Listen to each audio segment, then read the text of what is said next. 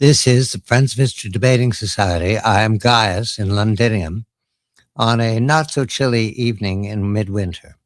I welcome my colleague Germanicus, who's here with me at our favorite wine bar by the Thames, joined by the cheerful retired centurion crowd who want to hear about these riots reported in the Persian Empire. The Roman army spent several 100 years trying to solve the Persian Empire in its many iterations. After Alexander, for a while, it was called the Seleucid Empire, but it was always the same crowd, Indo-European Persians. And we have them today, although we call them Iran for some reason having to do with the politics of the early 20th century. It is Persia. And right now, the headlines in the 21st century, gentlemen, and you can see their smiles, Germanicus. Anything that dings the Persian Empire pleases the centurions. Okay. Hundreds of Iranian protesters feared killed, writes the Washington Post. U.S. considers military strikes. Subhead.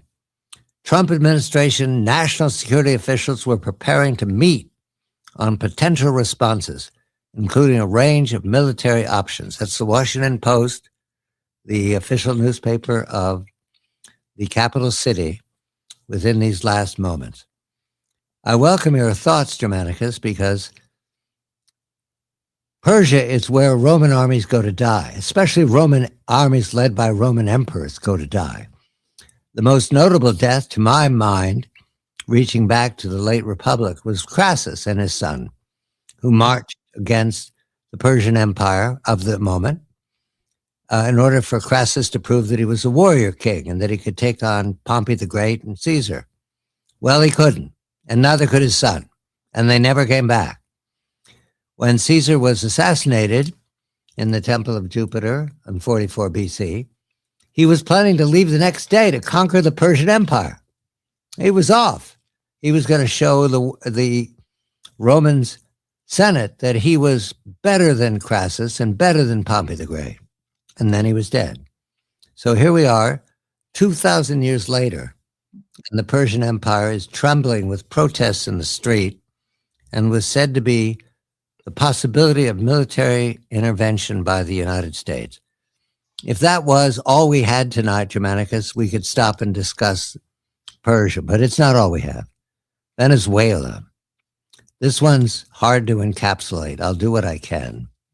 Right now, the emperor, that would be our Augustus, Donald Trump, is telling Venezuela it must stop shipments of oil to Cuba. Okay, that's within these last hours. In the meantime, after the successful and very exciting Hollywood-like raid on Caracas that abducted Maduro and his wife, we're given no Act Two. Right now, having spoken with members of the opposition in Europe, they're in exile. They don't have an Act Two. Corina Machado and González Urita, the elected president and the leader of the opposition, do not have an Act Two. They're saying we're happy, but we're happy quietly because the regime is in the streets with guns out. There are four gang families in Venezuela. Delcy Rodriguez, the vice president, and her brother Jorge. Then there's the leader of the interior minister, a man who's named Cabello, Diosdado Cabello. The senior figure in uniform, a man named Padrina Lopez. And then there's the Maduro gang. These are gangs. They have guns. They are now looking at each other as to who's going to stab me in the back and what do I do about it. That's an incomplete story. The Persian story is easier for us because we've been there. How many times have we seen Persia fall and they gets back up again right away?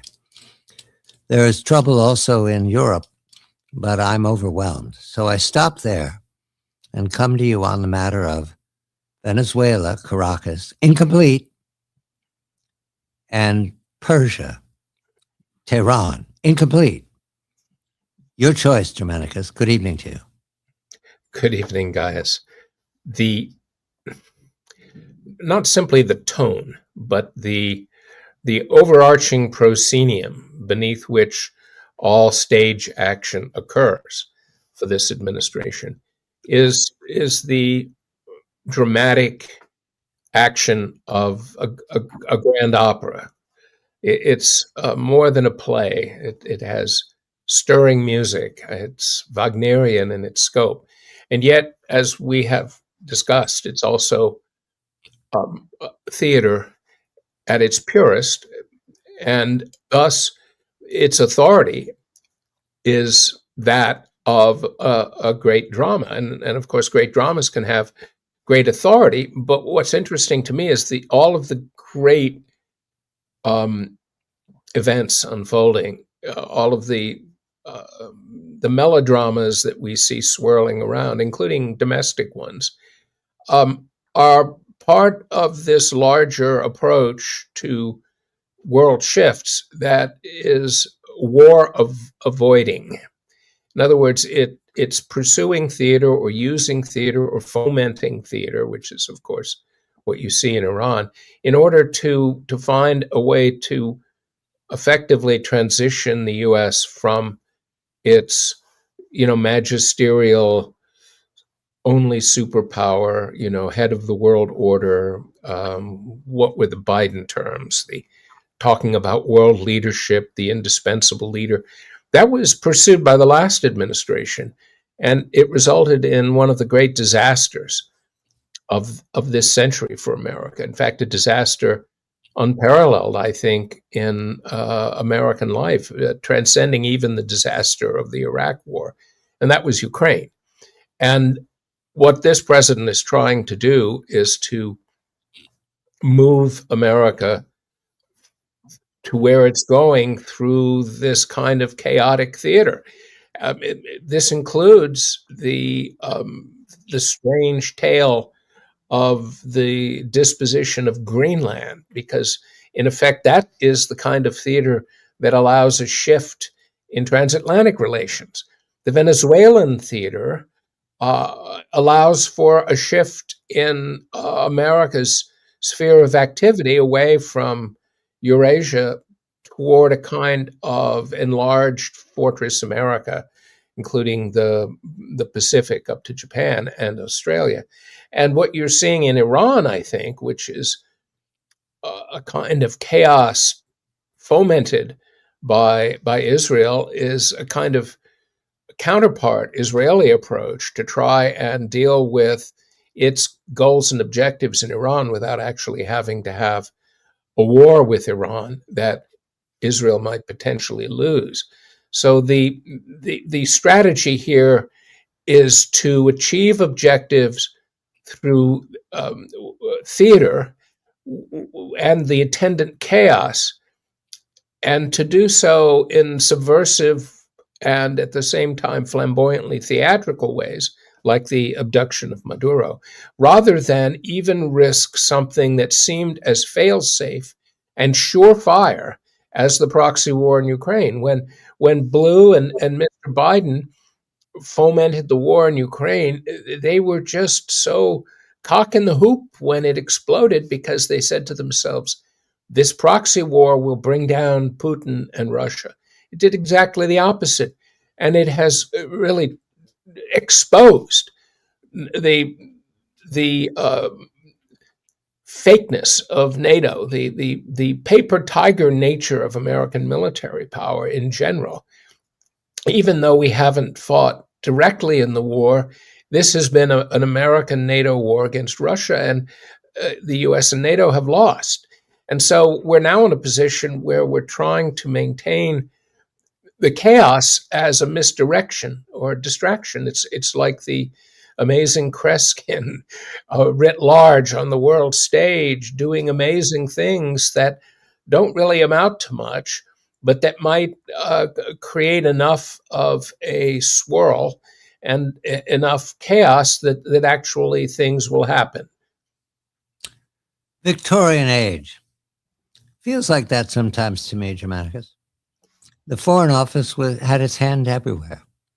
It resolved very little, but it was present. The British Empire, the preceding empire to the American Empire. It didn't dominate any particular region, but it was everywhere because of that navy and because they were busybodies in the Foreign Office. Is that close to what we're seeing now? Busybodies in the Foreign Office? Well, the British did that all through the 19th century after their strategic victory over Napoleon. They Right. were everywhere fomenting trouble. You can read, there's a wonderful history called The Return of a King about British politics, subversive politics in Afghanistan and Central Asia in the early decades of the 19th century, because the British wanted to deny the Muslim principalities in Central Asia to the Russian Empire. And the British did the same thing in China. They were incredibly meddlesome there. And you could see that beginning with the Opium War, but also the way they took advantage of the Taiping Rebellion. So China, devolved into a kind of internal civil war, and Britain took every advantage of that. They tried to do that in the American Civil War. That was their great attempt at a proxy war to bring down what they feared would be an America that would outshine them and eventually dominate them, which, of course, is what happened. And we don't see that side of Britain. What we see are all of the glorious lights in the constellation of their resplendent narrative. But their resplendent narrative covers over a very sordid and yet very successful imperial behavior in the 19th century. So I think, yes, that is a kind of inheritance. We love what the British did and often admit that, as we did during the Great Muslim War and the invasion of Iraq and Afghanistan. So many American participants, meaning soldiers and diplomats, were just tickled to death that they were following in the footsteps of the British Empire. So, yeah, we like that model, but it's a very difficult model to ultimately succeed in, and it can get you in a whole lot more trouble than you've bargained for. Oh, let's get into trouble. Let's start with Tehran. We have complete fog of war here.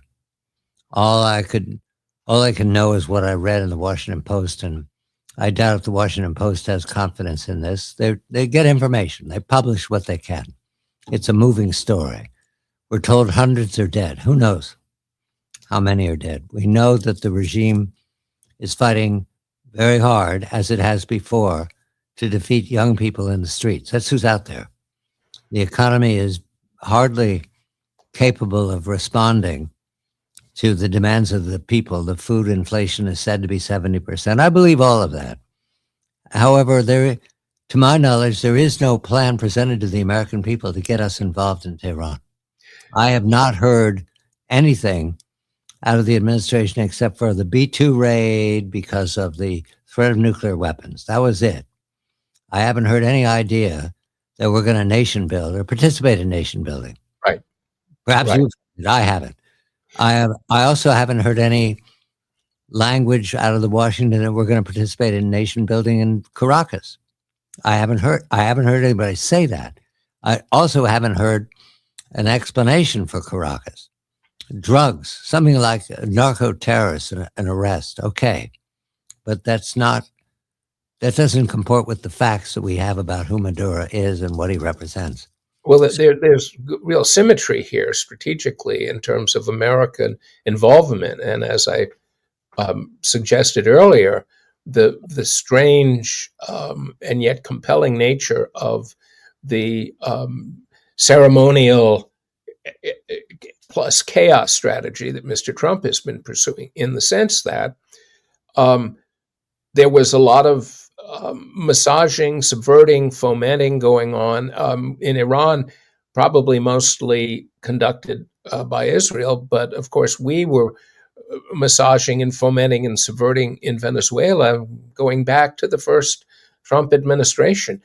And if you go back still further and look at the Biden approach to fomenting upheaval in Ukraine in 2014, that's all clear now because that's emerged, and the subversion involved, buying people, creating riots, and actually those riots included the Ukrainian resistance selectively shooting their own people. All of that has come out because that was what turned it into a revolution. And a lot of that, who knows, is occurring, from what I've read, in Iran as well. I mean, the effort in creating a color revolution, or in subverting a regime so that you can not do nation building, but get a collapse going on. It requires a lot of dirty work, a lot of wet work, as they call it sometimes. And I think that's been going on in Iran. And yet there are limits to what that can achieve. We saw the limits clearly in both Georgia and Armenia, where U.S. efforts didn't pan out in the least. They did in Ukraine, and they might here, but I wouldn't think that Iran's regime, with as well armed and as gritty and determined on holding on to power as it is, I don't see them collapsing like. No, they're not anybody's stooge. This is, I'm going to get fussy about this. These are my mother's people. And no, they're very well aware of their several thousand years of being successful. Very well aware of it.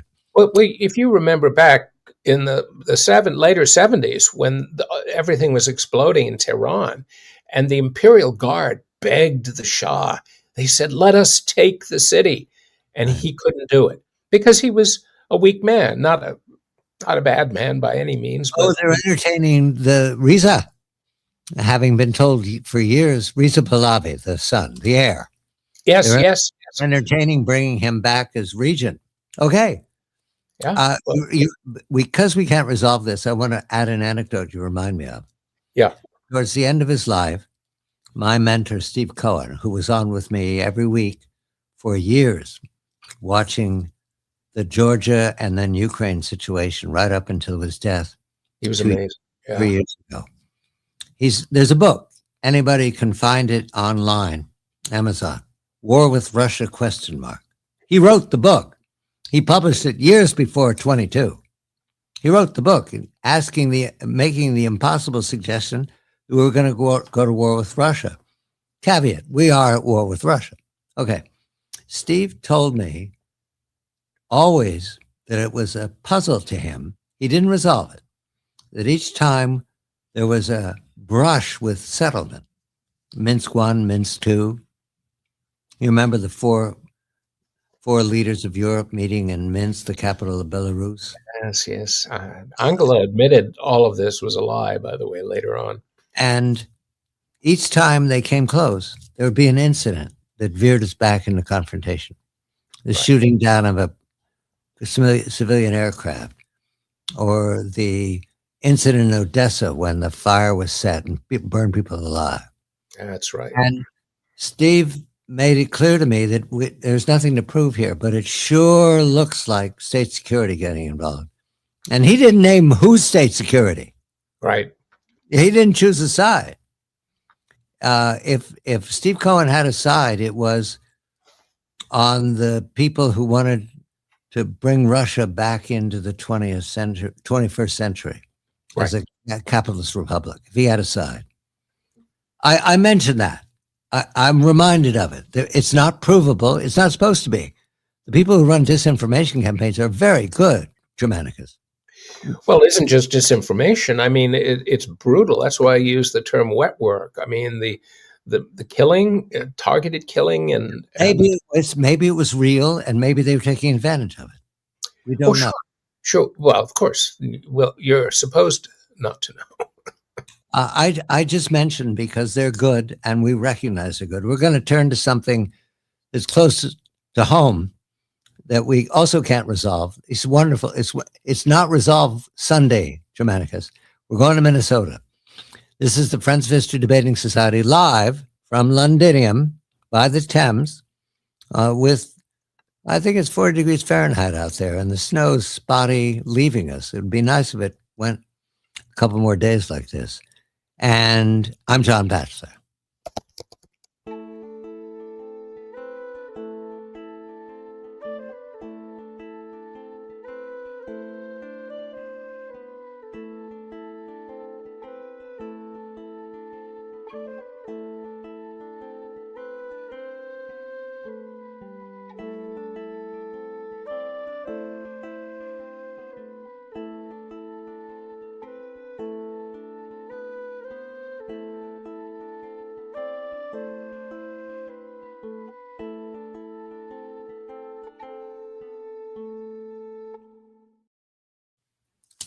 This is the French Debating Society. We're in Londinium. The year is early 92 AD. Domitian, to set the table, Domitian is our emperor. He's the last of his brood, the Flavians. And after him comes an assassin, Nerva, who is an elderly figure in the Senate. And after his assassination, early death, who knows? Comes a couple of successes for the 2nd century. And then we will come to the 3rd century, and we'll speak to that because it was a bad patch. And history doesn't repeat itself. It rhymes.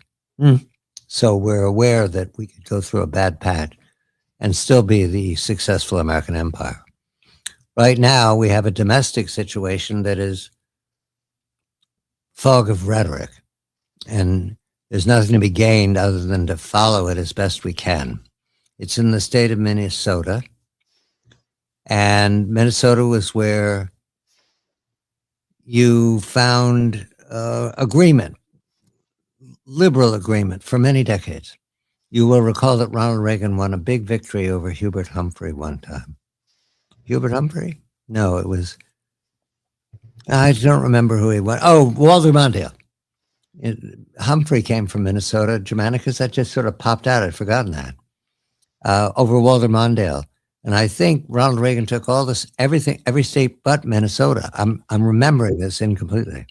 That's right. In 84, that is the outcome. Hubert Humphrey, by the way, was vice president for a time with Lyndon Johnson. And Johnson abused him badly. Yes. He became the candidate for the Democrats in 68. And it was always the legend, we came close of the last 2 weeks because Humphrey turned against the Vietnam War. But that was then. This is now. Minnesota stands out as a state that has an alliance with the farmer party. In other words, they're textbook classical liberals. And now there's another incident where we don't have any fixed details. There's, as of now, there's an investigation underway. The death of a young mother and the challenge to ICE, a deployment into ICE to capture and deport lawbreakers who are in the country illicitly. And the response so far, as we understand it, is a war of words in the newspapers. For example, Washington Post again. Remember, this is the official capital newspaper. Of Jeff Bezos. After ICE shooting, Minneapolis mayor emerges with blunt rebuke of Trump. Democrat Jacob Frey has countered the administration's portrayal of events in sharp and at times profane terms. His reaction is shaped by a tenure full of crises. Okay, we're not going to resolve this. I just mentioned that what we have here in miniature is a melodrama we've been through before. Everybody chooses a side. They rush to the television audience to talk about what their side can prove and what the other side can. And my observation, Germanicus, I submit to you, is that it's more a contest of personalities than it is a fact-finding. That this is a melodrama played out on a small stage. We've been talking about the big stage of the Persian Empire. Big stage, 2,000 years. This is a small stage, and it will come to very little in the end. But the heated language, for example, Washington Post saying that the mayor of Minneapolis is using profane language. That is always an error in public speaking, always. It's never a success. It can be a sign of anxiety, but in this instance, I think it's some demonstration of authority. I don't know. But this will come to nothing, and the American people will be agitated. And I don't think that's on purpose, but we've seen this again and again and again. When the American people settle down to relax for a moment and think, well, we can work with this because there'll be another administration in 3 years, something like this comes along, and suddenly, well, people talk about guns coming out. You've seen it, Germanicus. They talk. They talk. But it's alarming that we never learned from it and that it's a repeat. I mean, we could put on episodes like this endlessly over these last years. Well, Minnesota has this great legacy of progressivism, going back to Eugene V. Debs, where he made such a strong showing in his presidential run in, I guess, 1920? Yeah, good. I think it was, but I'm not sure. But there's this romantic desire to somehow exhume mythic deeds of progressive forebears. And it's highly unlikely that things would get to the point that they did, say, in 1876, when parts of Philadelphia were on fire in the Great Strike and the militia was called out, turned their Gatling guns on the crowd. I mean, that was the real deal. Armories were built in the Gilded Age in every American city so that riots could be put down if they emerged from, oppressed labor. You remember the Bonus March in 1932. I remember something in Colorado mines. The Rockefellers opened fire on Union men camping out. I mean, there's always the romance of it. Joan Baez sings all those songs. Right. They want it badly, but in order to do that, they'd have to risk what happened in Spain in 1936, where you actually did have the people, who were forming these militias in Barcelona and Madrid. They actually took their guns. They started shooting the right wing guys, and everything blew up. You had a communist in Berlin doing the same thing in the late 20s and early 30s. That's not going to happen here. No, they were shooting from the rooftops and killing Nazis. It was, the Nazis couldn't have weapons, and so they were targets, and this helped actually advantage the NSDAP cause, frankly. But yeah, I don't see any of that going on right now, and yet these people get training, just as Antifa has had training, and they're paid to foment these riots, but they can't go to the real threshold, because if they do, it will get real, and the country will be pushed over the edge. This is all like what Mr. Trump is doing in the world. This is all theater, and in fact, it's the battle between Mr. Trump and blue writ large is almost as though they're following the same script. They're putting on the production together, and it's remarkable how it's repeating the steps that we went through in 21. Yes. For the Floyd tragedy. The young woman is dead, and that is a tragedy. That's enough. We're not here to entertain the court. We're here to puzzle about the drama of it. We'll turn to something that's more important to us. Remember, we're Roman citizens, so while we can talk of the 21st century, we're not actually living in it. We're living in 92 AD, and the centurions are suddenly cocking their ears at me. We're going to talk about Aurelian, guys. This is the end of the very bad 3rd century AD for the Roman Empire. It's 150 years from now, gentlemen, and things are very bad. And when we come back, we recovered. It's amazing. This is the Friends of History Debating Society with Germanicus, Michael Vlahos. I'm Gaius, John Batchelor.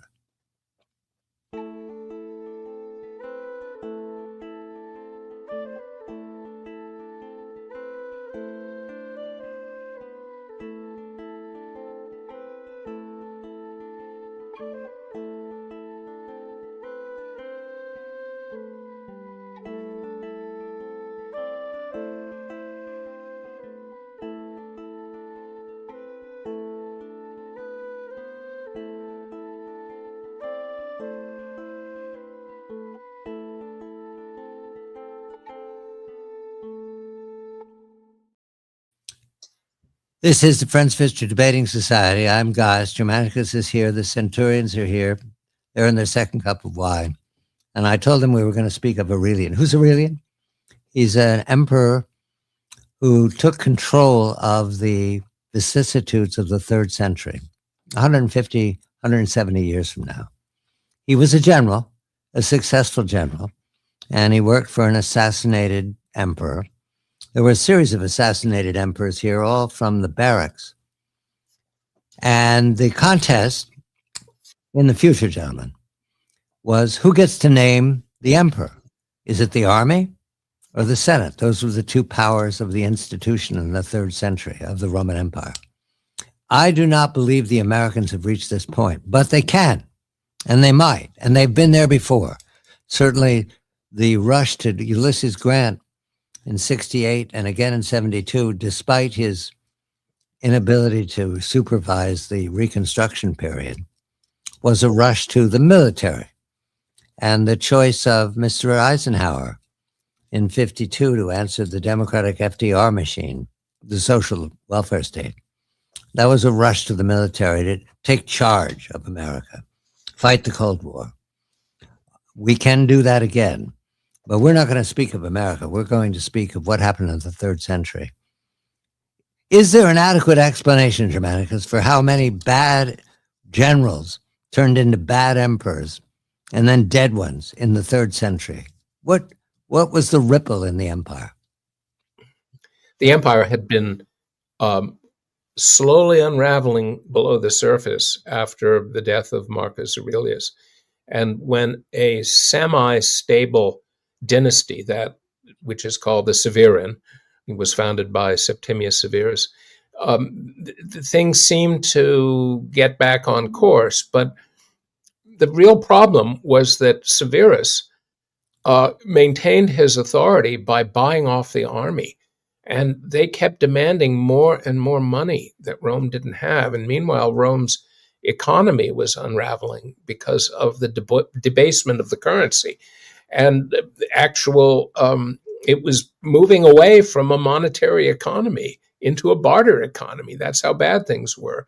And there were lots and lots of indentured farmers, serfs, called coloniae, and who were just leaving. And they were called the Bagaudae. They were setting up large, ungoverned spaces in the empire because they couldn't stand the grinding tyranny. And then, of course, there was the institution of slavery. All of this was contributing to an empire that was corrupt and unraveling. And the end came when the last scion of the Severan line, Severus Alexander, very young man dominated by his mother, tried to buy off the Germanic tribes that had just the year before defeated the Roman armies in the north or in the west. And the army got really angry at him for doing that and killed him and his mother, of course. He wanted to buy off the Germans so he could fight the Persians. So what ended up happening was that you had a succession of, as you called it, emperors proclaimed from the barracks. You also had lots of emperors proclaimed from the Senate. And then you had generals after a time who would just declare themselves emperor, like Posthumus, who was running the legions in Germania and Gaul and basically started his own dynasty, including Britain.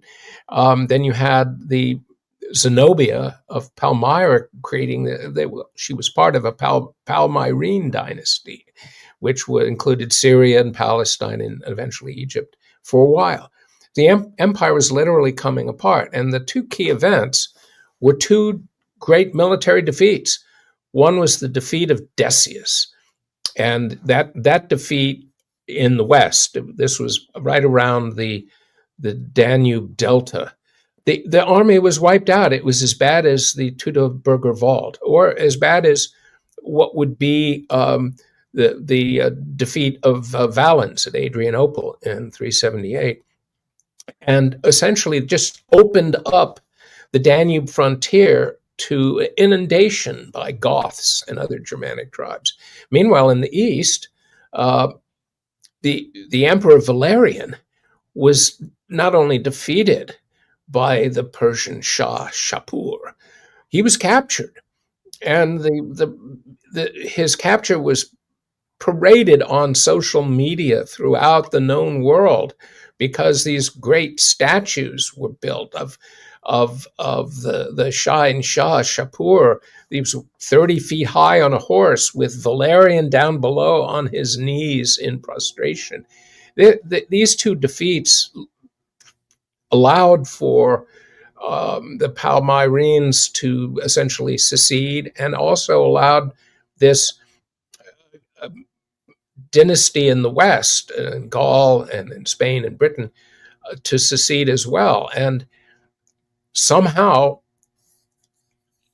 because I guess there were enough military leaders who were tough enough, and the guy who came along for the rescue, um, who had the nickname Restitutor, Aurelian, he only reigned for 5 years, but he was able to put the empire back together by defeating Zenobia, not killing her either, which was an act of great mercy, but he also defeated the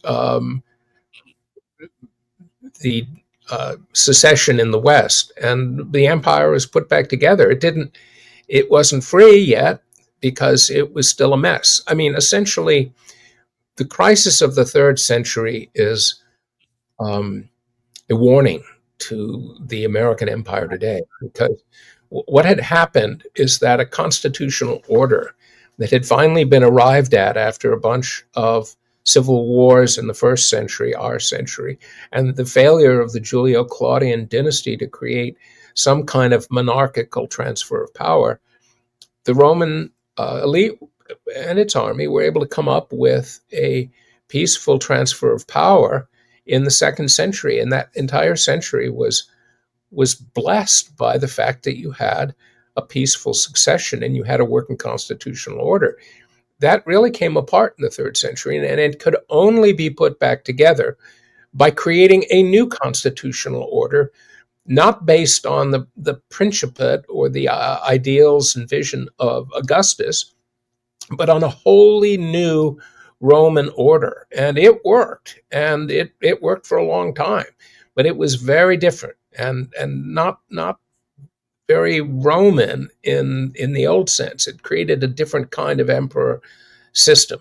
And I'm afraid that the U.S. constitutional order is on the verge of falling apart, simply because you have a split in America, a cultural, political, social split between two visions of America that are incompatible and wholly inimical, and want nothing more than to wipe the other one out. And yet they are mandated by the Constitution, what's left of our constitutional order, in fact, to have a national election every 4 years. And that election is becoming more and more a bitter battle. And at some point, it will not work. There won't be a peaceful transfer. This is what happened in Spain in 1936. An election will be contested and will lead to insurrection and rebellion. Can a tetrarch work here in America? Oh, a tetrarchy is perhaps the pathway that we're on. This is what... Mining for tetrarchy was, after Diocletian, it was possible to name 4. 2 were Augustus and 2 were Caesar, sort of deputy Augustus. And the idea was that if one stabbed another, the other 2 would get him, so that there was no advantage to choosing to be a partisan. Just wait your turn in line. Well, that was a large part of it. Part of it was that Rome was too large to be properly defended and governed. And so splitting the empire in half, and in fact, 2 separate autonomous empires, each with a vice president as well, meaning the Caesar, what was a way to manage Rome. And it worked. I mean, because we know why it worked. When the Western Empire finally came apart, there was still an Eastern Empire, and it could start reclaiming parts of the West. So, yes, I mean, the United States is a sprawling, gigantic place, and some kind of arrangement that allows for separate management of different parts of it may be in our future. The unitary executive is what the presidential system has come up with, and that's what you're saying now turns into bitterness every 4 years. Yeah, it's irresolvable. They're two separate Americas at this point. And I'm not sure they're two separate peoples, but because of the split in elites, and remember, it's not the people who ultimately determine the character of the constitutional order. It's the elites. And if the elites can't get together and agree on a working constitutional order where they accommodate each other and to some extent truly work with one another, then that constitutional order cannot survive, and it will have to be split in two, or there will be some terrible civil war. I choose the former, not the latter. An agreement of the founders had the kingship model, the regent model. Right. And there was a head of state and there was a king. And that served them. And we rejected that in Philadelphia. We rejected it. We're not going to make Washington king. There was no other candidate. And Washington wanted to go home and worry about his land. He had claimed everything in the Ohio River Valley. And then they drafted him again, and he came forward and invented the presidency. But we have reason to believe that that was a reaction to the creative Thomas Jefferson's condemnation of George III. Is that a fair word, creative? I mean, he turned... Oh, yeah, because the real enemy was Parliament. But yeah. George III was simply, he was powerful, but Parliament made the laws that oppressed the colonists. Yeah, Parliament wouldn't obey him. Right. And they were responding to Thomas Jefferson's genius. That's what I want to say. The genius in the Declaration of Independence, making George III into some kind of... Yes. I mean, he's like the big boss at the end of a video game, right? He was that powerful, according to Jefferson, who never met him and, to my knowledge, never did. It was a brilliant framing, though, because what it did is it was a misdirection. So people didn't see that this was a rebellion against the British constitutional order. Rather, they saw it as a rebellion against a tyrant. So you can see that was genius. You're quite right. You ever entertain the what if Benjamin Franklin had been more agreeable and we'd stayed in the monarchy after the revolution and demanded the proper number of MPs, the proper number of lords, and accommodated the demands of the Parliament to pay for things and stayed in? Do you ever entertain that? Yes. And of course, you can entertain that in Victorian times with regards to Ireland. The problem was that the English, because it's really the English we're talking about here, right. Specifically with regard to Franklin, he wanted nothing more than to become an Englishman, and they treated him poorly. They refused to allow him to become an Englishman. And if he'd overcome that, understanding they mocked him in the cockpit. I understand that. But if he'd overcome that, there could have, Washington wanted to be a duke. Of course. He was a British officer. He was a British officer. Here's what the British were able to do, which was genius after the Revolution, is they came up with a dominion system. And so you'd have Canada, New Zealand, for a while, South Africa, Australia, and they didn't have to be in the British Parliament. They had their own parliaments, but they accepted the monarch. So the British came up with a whole new working imperial system. And they could have done that with the U.S., but they couldn't do that until they had the war with the colonies. The other idea would have been hard to work. And this is why when I think about it, I can't come up with it as a solution, namely that the transportation time between the colonies and Britain was still an impediment.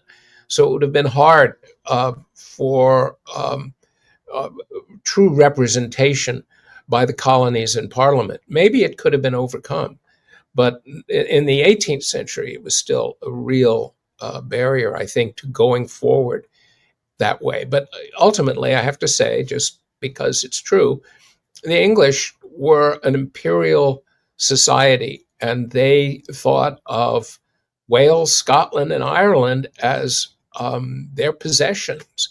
And they would give them crumbs. And you remember what Robert Burns said about that when it came to to Scotland, and the way in which the lowland barons were bought off by the British. And it's something that still rankles with the Scots. And of course, we know what happened in Ireland. The Welsh fought for hundreds of years against the English. So the colonies were up against something, and the English were they just wanted to be in charge. I'm daydreaming. It would really help if we had a king and a separate state head of government. The combined office, it creates the anxiety that we see now. Right. And it's going to get worse, because Trump is he's not an aberration. He's the new model. And all presidents after him will take his precedence as standing for their assumption of similar authority. Germanicus, Michael Vlahos, Gaius, John Batchelor, Londinium. We've come to no conclusions. Fog of war out there. We do have one conclusion, that Rome, as low as it got in the 3rd century, miraculously pulled itself together and built Constantinople in the 4th century. Miraculous. And America's capable of that. Yes. Building something, it'll be ethereal and it'll probably be space-based, but it'll be Constantinople, triple-walled, unapproachable. When the Arab army reached Constantinople in 717, meaning to lay it to siege and to conquer it as they had every Roman city to date, we're told that they were aghast and terrified at the size of the walls and the height of the towers. Yes. And they camped out for a year and a winter, starved to death, ate their camels, and went home defeated and never came back. We need something like that, Germanicus. Yeah, Leo had a surprise for them too, called Greek fire. Technology leap ahead. Did you know that we've lost the formula for that? I know. That is beyond belief, and I don't know who to blame for that. The Chinese didn't steal it. That's one fact. Well, it wasn't napalm. It was more complex than that. It was something really, really scary. Yeah, I just don't know why historians, with all of their AI capabilities, can't figure this out. All right, Shanghai's listening to us. I tell them all the time, Germanicus, I'm going to put this on the radio. You don't have to listen, but they listen in. So we'll address Shanghai. If you guys know how to steal that formula, go for it.